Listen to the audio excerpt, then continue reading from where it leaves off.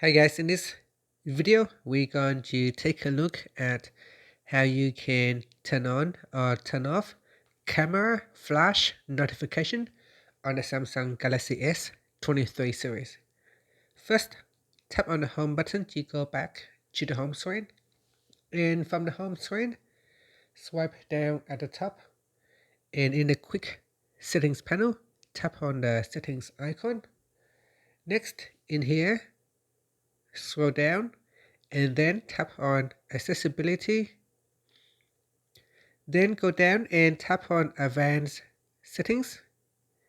Next, in the notifications panel, tap on flash notification. Then in here, tap on camera flash notifications. Tap on the toggle button to switch it on or turn it off.